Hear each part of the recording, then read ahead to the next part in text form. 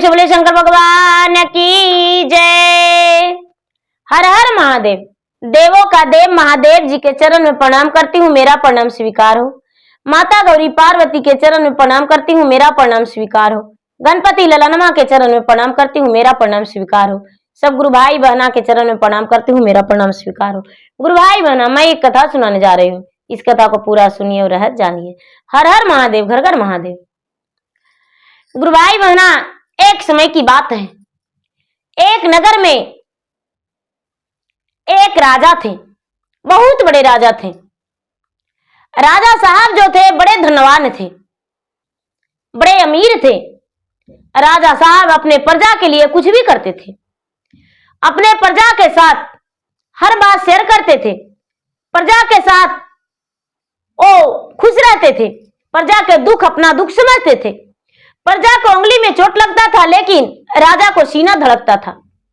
उन्हें कोई भी प्रजा का दुखी देखना नहीं चाहते थे।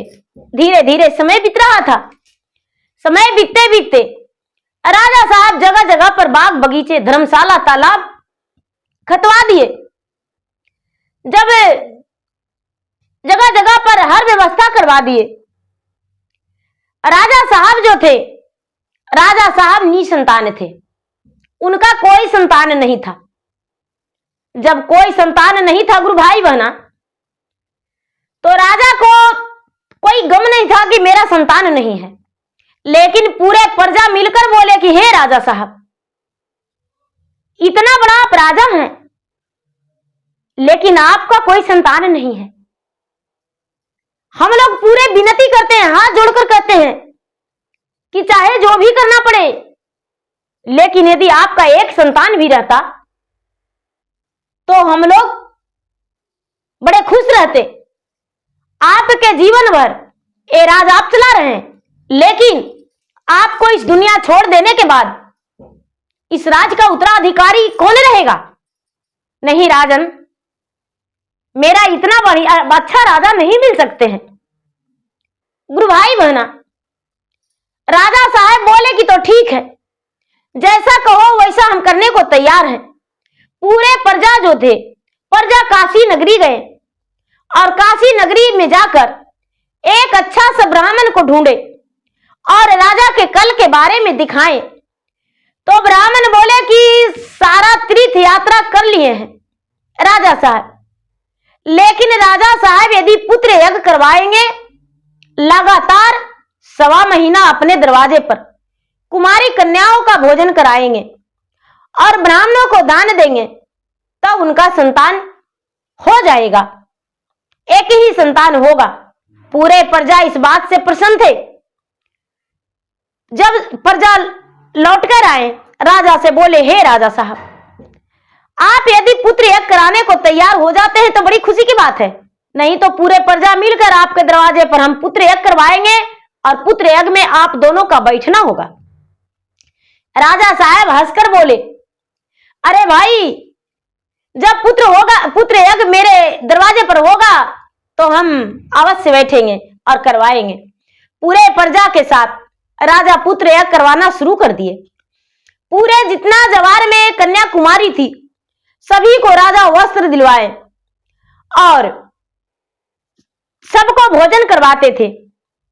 1.25 महीना लगातार पुत्र यज्ञ हुआ।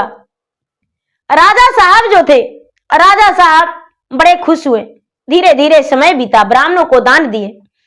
अब समय बीतते बीतते 1.25 महीना संपन्न हो गया। राजा साहब का पुत्र यज्ञ पूरा हुआ। जब 1.25 महीना के बाद 4-6 महीना बीता तो रानी गर्भवती हो गई। और जब रानी गर्भवती हो गई गुरु भाई बहना, तो कुछ ही दिन के बाद अपने दासी से रानी कहती है कि दाई मां, क्या बताऊं, मन भारी भारी सा लगता है, बस मुझे सोने का मन करता है, कोई काम करने का मन नहीं करता है और अजीब अजीब मन लगता है। दाई मां बहुत तेज थी, उसके बच्चे बड़े बड़े थे। वो जो दाई मां थी, उनके रानी का मैके से आई थी, बोली कि अरे होता है, शायद तू मां बनने वाली हो। ये बात सुनकर रानी मुस्कुराते हुए शर्मा गई और अपने राजा से सुनाई। राजा साहब, लगता है कि मैं मां बनने वाली हूं, सौभाग्य की बात है। राजा साहब अपने पत्नी को गले लगाकर कहते हैं, क्या हम भी पिता बनेंगे? चलो, बड़ी खुशी की बात है। अब धीरे धीरे समय का इंतजार होने लगा। लोग, प्रजा बड़े खुश थे इस बात को सुनकर। 9वां महीना बीता, और जब 9वां महीना बीता तो गुरु भाई बहना रानी का वो दृश्य 9वां महीना के बाद एक सुंदर सा बालक जन्म लिया। बड़ा सुंदर, बड़ा प्यारा, इतना सुंदर कि जैसे उसका चेहरा चमकता था। पूरे प्रजा पूरा नाचे, गाए, बजाए, मस्ती किए। राजा साहब भी बहुत खुश थे। अब राजा के घर में वो बालक पलने बढ़ने लगा। एक दिन का बात है गुरु भाई बहना कि रानी बोली कि राजा साहब, आज पूर्णिमा का दिन है। पूर्णिमा के दिन यदि भगवान का पूजा पाठ करवाते तो बड़ी अच्छा था। राजा साहब जो थे पूर्णिमा के दिन अपने घर में पूजा का प्रस्ताव रखे, और पूजा का प्रस्ताव रखे तो ब्राह्मण जो गए वहां, उसी नगर का ब्राह्मण, तो रानी जो थी, रानी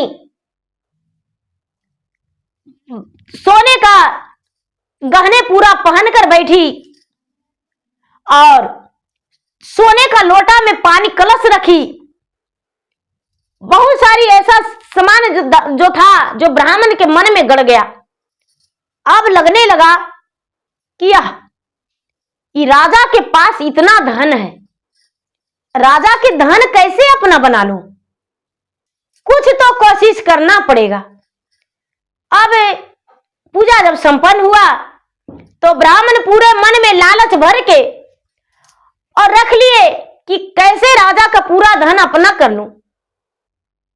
राजा का तो एक ही बेटा है, कोई बात नहीं, अच्छा दिमाग लगाते रहेंगे। राजा साहब का पूरा धन संपत्ति मेरा हो जाएगा, कुछ तो करना पड़ेगा। ब्राह्मण बड़े गौर विचार करने लगे। रानी जो थी सूप भर हीरा मोती सोने चांदी ब्राह्मण को दान में दे दी। ब्राह्मण कहते हैं कि बस इतना ही हो गया रानी साहब, एक सूप और रानी दे दिए। ब्राह्मण अपने हंसते खेलते चले गए घर, लेकिन मन में वो लगाए रह गए। धीरे धीरे समय बीतने पर प्रजा कहते हैं कि ये राजा साहब, एक तालाब खतवा देते तो बड़ी अच्छा था। गुरु भाई बहना, तालाब खतवाने लगे। राजा जो थे तालाब खतवाने लगे, तो तालाब खतवाने लगे तो तालाब खतवाया, लेकिन उसमें पानी नहीं निकला। जब पानी नहीं निकला तो पूरे गांव का लोग तालाब खत रहे थे। पानी नहीं निकला तो कहने लगे सबको राजा से कि राजा साहब पानी नहीं निकला। कहते हैं कि अरे पानी नहीं निकला तो कोई बात नहीं, दूसरा तालाब खताएगा। पानी नहीं निकला तो इस तालाब में नहीं, दूसरा तालाब खताएगा। बोले कि ठीक है।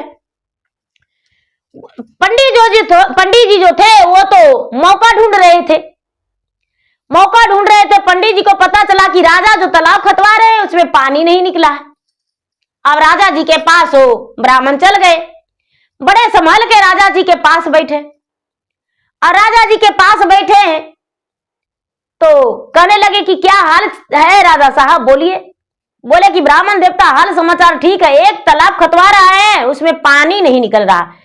ब्राह्मण कहते हैं कि ए राजा साहब, आपको नहीं पता, जानते हैं आपका तालाब में पानी निकल जाएगा, लेकिन आपका तालाब बलि मांग रहा है। बोले कि बलि? तो हां, आपका तालाब बलि मांग रहा है। बलि किसका दिया जाएगा? तो राजा साहब, किसी का बेटा का बलि पड़ेगा। कहते हैं राजा कि अरे तालाब में पानी कवड़े चाहे नहीं, किसी का बेटा का कैसे बलि पड़ सकता है? नहीं, ऐसा नहीं हो सकता है।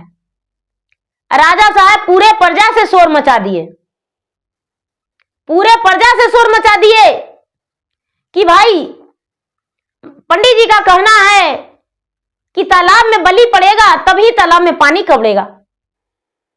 पूरे प्रजा कहने लगे कि भाई पानी नहीं पिएंगे, प्यासे मर जाएंगे, लेकिन तालाब में बलि अपने पुत्र को नहीं दे सकते हैं। पूरे प्रजा और राजा मीटिंग किए और कहने लगे कि ये तो राजा साहब का कोई आदेश नहीं, हम राजा भले हैं लेकिन ये मेरा आदेश नहीं है। प्रजा मेरा भाई है और उसके बच्चे मेरा पुत्र है। अपने पुत्र से ज्यादा मान सम्मान हम अपने प्रजा को पुत्र को देते हैं। एक पुत्र जैसे मेरा है उसी तरह पूरे प्रजा का पुत्र मेरा पुत्र है। इसलिए सब मिलकर पूरे तालाब के बीच में हवन करेंगे और हवन करके और उसके बाद बोलेंगे कि भाई जब बलि का बात है तो जिसका बच्चा आएगा उसी का बच्चा का बलि दिया जाएगा। सारा लोग बोले कि ठीक है। सब लोग अपना अपना घर में मना कर देना, कोई भी तालाब के पास नहीं जाएगा और कोई एक व्यक्ति ब्राह्मण के घर में जाकर बोल देगा, लेकिन यही बोलेगा कि पंडित जी का पतरा घर में छूट गया है, किसी बच्चे के द्वारे पंडित जी का पतरा भेजवा दीजिए। पड़ियान जी अवश्य ही भेजवाएंगे पतरा। गुरु भाई बहना वहां सब लोग इकट्ठा हो गए, मीटिंग कर लिए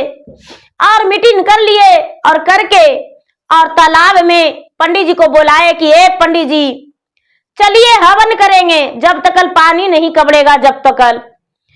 पंडित जी वहां बैठे तो कहने लगे कि हम कल ही ना बोले थे, आपको तो कई दिन से कह रहे हैं कि तालाब बलि खोज रहा है, कोई बलि नहीं देने को लिए तैयार है, इसीलिए पानी नहीं कबड़ रहा है। तो राजा साहब बोले कि देखिए सारी प्रजा को हम कह रहे हैं भाई, सबसे पहले यही सुन लो, पूरे प्रजा को बोल रहे हैं जिसका बच्चा पहले आ जाएगा उसी का बच्चा का यहाँ बलि पड़ जाएगा। कोई मानने को और कोई भी अपना घर में जाके यहां से मना नहीं करेगा, कोई जाके कहेगा नहीं कि मेरा बच्चा नहीं आएगा। जिसका बच्चा पहले आएगा उसका बच्चा का बलि पड़ जाएगा। पंडित जी बोले कि हाँ ये सही है, ये सही है, अच्छा रहेगा, उसी का बच्चा को बलि पड़ेगा। पंडित जी सोच रहे हैं कि राजा का बेटा, राजा साहब है तो राजा का बेटा आइबे करेगा, उसको बलि पड़ जाएगा और राजा का सारा धन संपत्ति सब मेरा हो जाएगा। क्योंकि रानी क्या करेगी, राजा क्या करेंगे, ब्राह्मण को दान कर देंगे, यहाँ का इकलौता ब्राह्मण हम है, तो आखिर होगा क्या, सारा धन संपत्ति मेरा हो जाएगा। मन में उनका लालच भरा हुआ लड्डू फूट रहा है। ब्राह्मण जो है पूरा लालच भरे हुए लड्डू फूट रहे हैं, खुश है, कमल की फूल की तरह उसका पूरा खुशियां बढ़ रहा है। गुरु भाई बहना सब लोग जो थे वहां पर बैठ के हवन करने लगे। पूरे दिन हवन किए। जब सूरज ढलने वाला था तो एक व्यक्ति धीरे से उठ गए जिसमें ब्राह्मण को पता नहीं चले, और उठकर जाके ब्राह्मण के घर में कहते हैं कि ये पड़ियानी जी, पंडित जी तो जरूर गए हैं वहां पूजा कराने, हवन कराने, लेकिन पंडित जी का पतरा घर में और छूटा हुआ है, पंडित जी का पतरा पोथी है जितना वो भेज दीजिए। तो कहते हैं पड़ियान जी की पंडित जी का पतरा पोथी ले जाइए। तो अरे आप बाल बच्चा दिया भेज दीजिए, उनको भी नेक कुछ मिल जाएगा, ऐसे पंडित जी की मिल रहा है ना। पड़ियान जी पंडित जी दोनों मिले हुए थे। गुरु भाई बहना पड़ियान जी अनजान थी, अपना बड़ा बेटा को पोथी पतरा दे दी कि बेटा लेके चला जाओ, पिताजी को पोथी पतरा दे देना। गुरु भाई बहना जो पंडित जी थे, पंडित जी का बेटा वहां पर तालाब में ले जाकर कहता है कि लीजिए पिताजी पोथी पतरा मांगे थे। अब तो पंडित जी का हक्का बक्का बंद हो गया, पंडित जी का पूरा चिंता सताने लगा। अब पंडित जी आंखों से आंसू गिराने लगे। गुरु भाई बहना बीच में बहुत बड़ा गड्ढा खता हुआ था बलि देने को लिए कि जिसका बच्चा आएगा उसका बलि पड़ जाएगा। अब तो पंडित जी का कलेजा चूर चूर होने लगा, आंखों से आंसू टपकने लगा। पंडित जी पूरा व्याकुल हो गए। पंडित जी पूरा व्याकुल हो गए, कहने लगे कि भाई मेरा बेटा का बलि नहीं पड़ेगा, मेरा बेटा का बलि कैसे पड़ सकता है, हम ब्राह्मण हैं, ब्राह्मण का पुत्र का बलिदान नहीं होना चाहिए। पूरे प्रजा कहने लगे कि पंडित जी आपका बेटा का शरीर से रक्त गिरेगा और मेरा बेटा का शरीर से रक्त नहीं गिरेगा, पानी गिरेगा, आपका बेटा का बलि पड़ेगा तो पड़ेगा। गुरु भाई बहना जल्दी से फूल का हार पहना दिया गया ब्राह्मण का बेटे का और उस तालाब में बलि दे दिया गया। और जब बलि पड़ गया तो तुरंत उसे ढक दिए। ब्राह्मण जो थे, ब्राह्मण पूजा पाठ करवा के और वहां घर गए। ब्राह्मणी पूछी, पंडित जी आप आए, मेरा बेटा नहीं आया। पंडित जी कहते हैं, अरे क्या कहूं, वो कभी आएगा नहीं। हम तो सोचे थे कि राजा का धन मेरा होगा, लेकिन उल्टा पड़ गया, राजा का पुत्र तो वहां आया ही नहीं, मेरा बेटा का बलि पड़ गया। क्योंकि वहां का सभी लोग बोला और हम भी बोले थे कि जो पहले आएगा उसी का बलि पड़ जाएगा। गुरु भाई बहना अब ब्राह्मण जो थे, ब्राह्मण बड़ी दुखी रहने लगे। अब उनका पूरा दुख हुआ, सबसे कहने लगे कि भाई लालच बुरी बला होता है, लालच का फल मीठा कभी नहीं हो सकता है। हम तो राजा का धन संपत्ति हड़पने के लिए सोच रहे थे कि राजा का बेटा का बलि दे देंगे। गुरु भाई बहना तालाब में पानी निकल आया, तालाब भर गया। और जब तालाब भर गया तो देखिए भगवान का कृपा, महादेव का महिमा अपरंपार। तालाब में एक फूल कमल का खिल गया जहां पर बच्चा के बलि पड़ा था। गुरु भाई बहना तालाब में एक फूल कमल का खिल गया। पूरा तालाब में पानी भरा रहता था, एक कमल का फूल खिला हुआ रहता था। वो कमल का फूल कोई भी तोड़ने नहीं जाते थे। धीरे धीरे समय बीत रहा था, धीरे धीरे समय बीत रहा था।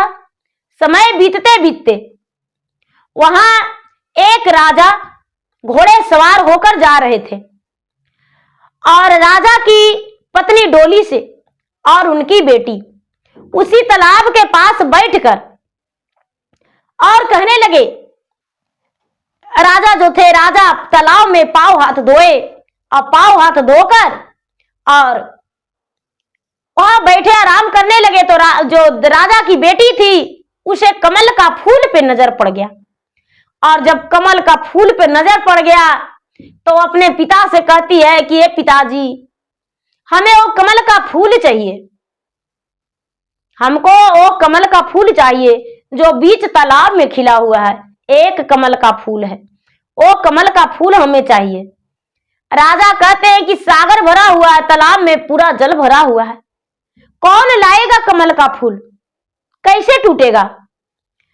राजा साहब पूरे नगर का लोग का बताए कि भाई इस कमल का फूल जो ला देगा, जो मांगेगा उसे हम पूरा दे देंगे। दूसरे नगर के राजा थे, जो मांगेगा वो देंगे, लेकिन वो कमल का फूल ला दो। लेकिन पूरे नगर का लोग वहां जानते थे, उस गांव का लोग जानते थे कि इसमें ब्राह्मण का बेटा का बलि पड़ा है, वहीं पर कमल का फूल खिला हुआ है, जाएंगे तो मर जाएंगे। लोग डर गए थे, कोई भी तैयार नहीं हुए। जब कोई भी तैयार नहीं हुए तो गुरु भाई बहना वो जो लड़की थी राजा की बेटी तालाब में हिल गई। अब तालाब में हिल कर जाके कमल के फूल के पास वो चल गई, ना ही तो डूबी ना ही तो मरी, कमल के फूल के पास चल गई।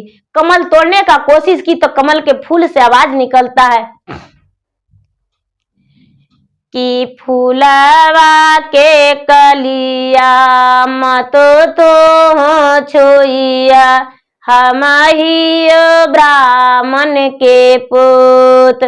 फूलवा के जड़िया तुम तो छुइया, हम ही ब्राह्मण के पुत, करिला कौलवा करार, हम करबो तोहरो से विवाह।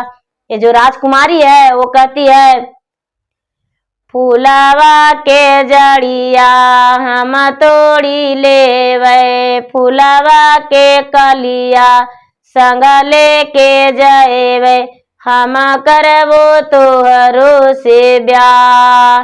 पूर्वा में खोजलन पश्चिमो में खोजलन, नाही मिलल बर जोड़ियादार, हम करबो तोहरो से ब्याह। गुरु भाई बहना, ये लड़की कह रही है कि भाई हम मेरे पिताजी थक गए हैं मेरे लिए बर ढूंढते ढूंढते, मेरा जोड़ीदार नहीं मिल रहा है, हम जो हैं हम आपसे ब्याह करने के लिए तैयार हैं, फूल भी तोड़ेंगे, जड़ी भी छुएंगे, ब्याह भी करेंगे, लेकिन भाई तुम निकलोगे तब तो। एक लड़की कहती है हाथ तोरा जोड़ियो पाँव तोर पड़ियो, होई जाना सनमुख हमार, परिदाना हमारो के मांग। गुरु भाई बनाई कहती है कि भाई मेरा हाथ धर लीजिए, मेरा मांग भर दीजिए, कोई बात नहीं, साक्षात हो जाइए। जो लड़की जो थी जो कमल का फूल तोड़ी, और कमल का फूल तोड़ी तो जड़ी तक कवड़ गया और अंदर से ब्राह्मण का बेटा निकल गया। देखिए भगवान का महिमा, कई वर्ष हो चुका था लेकिन भगवान का महिमा अपरंपार। भगवान जो थे ये ब्राह्मण का बेटा वहां से निकल गया, ये लड़की का हाथ पकड़ के और ऊपर तालाब के पास आ गया, तालाब के पास ऊपर अरार पर आ गया। गुरु भाई बहना वहां पर बहुत सारी भीड़ लग गया, सब लोग कहने लगे कि अरे ये तो 3 साल पहले 4 साल पहले ही पंडित जी का बेटा का बलि पड़ा था, ये तलौआ में से निकला, ये लड़की सती है, परी है, क्या है। गुरु भाई बना वहां के लोग आए और लोग कहने लगे कि भाई ये जीवित कैसे हो गया, ये लड़की कोई परी है। सब कोई कहने लगे कि भाई तू कौन हो, देवी हो, दुर्गा हो, कोई अप्सरा हो, परी हो। वो लड़की कहती है कि देखिए भैया, नहीं हम देवी हैं, नहीं दुर्गा है, नहीं परी है, नहीं अप्सरा हैं, हम एक साधारण राजकुमारी राजा की पुत्री हैं, लेकिन लगता है इसी के साथ मेरा ब्याह लिखा हुआ था, इसलिए मेरा ब्याह भी नहीं हो रहा था। और देखिए हम यहाँ पर आए और मुझे कमल का फूल नजर पड़ गया, तो हम उस कमल का फूल के तरफ देखे तो हम उसको तोड़ने गए, कोई नगर का लोग तैयार नहीं हुए तो, और देखिए उसमें तो सुंदर राजकुमार निकला, कितना सुंदर एक लड़का निकला है। गुरु भाई बहना, अब वो ब्राह्मण और ब्राह्मणी भी आए। जब ब्राह्मण और ब्राह्मणी आए तो अपने पुत्र के हाथ पकड़ने लगे, तो पुत्र से जवाब निकलता है, वो जो पानी में से बालक निकला वो कहता है कि आप नहीं मेरे माता हैं, नहीं मेरे पिता हैं, आप अपने नजर के सामने मुझे बलि देते देखें लेकिन रोके नहीं, क्योंकि धन के लालच में आप थे, आपको यही लग रहा था कि राजा का धन मेरा धन हो जाएगा, राजा का धन मेरा धन हो जाएगा, राजा का बेटा का बलि दिलवा देंगे तो राजा का बेटा का बलि पड़ जाता तो धन आपको हो जाता। लेकिन हम निर्छल थे तो भगवान मेरे प्राण को ऊपर नहीं ले गए, जो गंगा माता थे अपने गोद में मुझे छिपा के रखे थे। 4 वर्ष तक लगातार गंगा माता अपने गोद में मुझे छिपा लिए थे, मेरा बलि नहीं पड़ा था। हम गंगा माता के गोद में सोए हुए थे, गंगा माता के गोद में थे, और वही कमल का फूल लेकर हम वहां पर बैठे हुए थे गंगा माता के गोद में, और गंगा माता ने ही मुझे भेजे हैं। इसलिए दूसरे का धन का लालच करने वाले को पुत्र हम कैसे हो सकते हैं। ब्राह्मण कहते हैं बेटा मुझे क्षमा कर दो। कहने लगे वो ब्राह्मण का पुत्र कि नहीं, हम क्षमा नहीं कर सकते हैं। राजकुमारी से विवाह बड़े धूमधाम से वहां के राजा करवाए, जिनका बेटा का बलि देना था वहां का राजा, वो राजा करवाए, दूसरे राजा का जो नगर से आ रहे थे घोड़े सवार होकर, और उनकी राजकुमारी जो तालाब में हेलकर निकाली उस ब्राह्मण को, बेटा को कमल के फूल के बहाने तो गुरु भाई बहना सब लोग प्रजा लोग वहां जुटे। राजा साहब पूरे खुशी से स्वयंवर रचवाए और दोनों का विवाह करवाए। अब विवाह करवा के और खुशी खुशी राजा साहब दोनों का विदा कर दिए। राजा साहब के राजमहल में ही ब्याह हुआ। राजा साहब के राजमहल में ही ब्याह हुआ उस ब्राह्मण के बेटे का और उस राजा का बेटी के। दोनों पति पत्नी के रूप में बंध गए और दोनों उस घर से विदा हो गए। ब्राह्मण जो थे अपने पुत्र को त्याग करना पड़ा क्योंकि पुत्र मुड़कर भी नहीं देखा। राजा का एक ही बेटी थी और राजा अपने घर जमाई बनाकर ब्राह्मण को पुत्र को रख लिए। राजा थे लेकिन वो घमंडी नहीं थे, अभिमानी नहीं थे। तो गुरु भाई बहना दूसरे को धन को देखकर कभी लालच नहीं करना चाहिए। दूसरे को धन को देखकर मन में यही होना चाहिए कि हम भी मेहनत करेंगे और मेरे पास भी वो धन हो जाएगा, क्योंकि अगला मेहनत किया है तब उसके पास धन है। हम मेहनत नहीं करेंगे तो हमारे पास धन कहां से आएगा। इसलिए पूरा मेहनत करेंगे तो मेरे पास सारा सुख हो जाएगा। सबसे पहले मन में लालसा वही होना चाहिए। तो गुरु भाई बहना मेरा वीडियो अच्छा लगे तो मेरा वीडियो को लाइक करें, शेयर करें। चैनल पर यदि नए हैं तो चैनल का सब्सक्राइब करें, बेल आइकन घंटी को दबाकर मेरा वीडियो का रिफ्रेश करके, जिसमें मेरा वीडियो का नोटिफिकेशन सबसे पहले आपके पास जाए, आप मेरा वीडियो सुन सके। कमेंट बॉक्स में हर हर महादेव, जय शिव गुरु जरूर लिखें। धन्यवाद। हर हर महादेव, घर घर महादेव। प्रेम से बोलिए शंकर भगवान की जय।